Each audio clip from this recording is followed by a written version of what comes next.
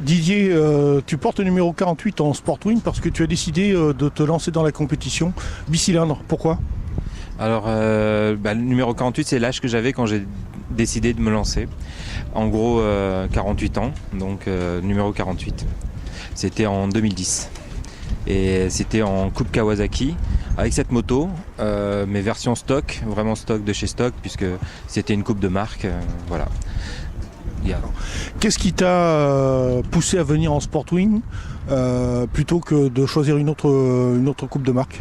En fait, Coupe Kawasaki s'est arrêté à la fin de la saison 2010, donc on a cherché des remplacements. Il venait de se créer la Sportwing et j'ai fait un petit passage en Sportwing, c'était très sympa l'ambiance. Je m'étais déjà malheureusement engagé sur une autre formule, il n'y en a pas 36 pour nous, il y avait 2 formules possibles et donc à la fin de la saison 2011, j'ai pris la décision de rejoindre le Sportwing parce que j'avais bien aimé l'ambiance et aussi la variété des motos, des pilotes, donc tout ça c'était très intéressant pour moi.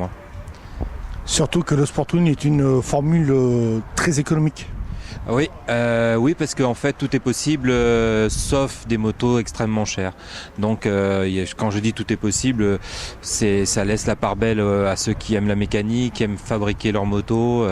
Ça laisse la part belle à ceux qui ont, comme moi, qui savent pas du tout faire de mécanique et qui veulent rouler avec une moto fiable, une japonaise toute simple comme le R6. Et puis on peut les préparer au niveau châssis si on veut pas toucher au moteur pour être sûr.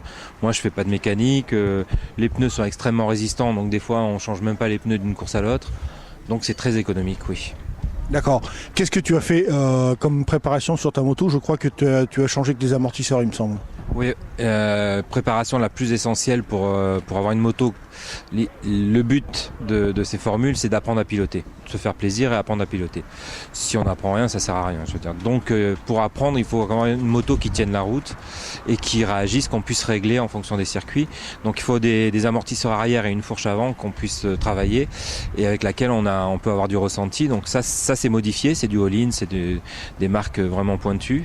Après, le reste, c'est quasiment bon. Il y a un échappement, il y a une ligne, des choses de base, mais il y a plein de gens qui vont sur la route avec ce genre de modifications, quoi. Okay. Très bien, je te remercie beaucoup Didier. Eh ben, de rien, merci à vous.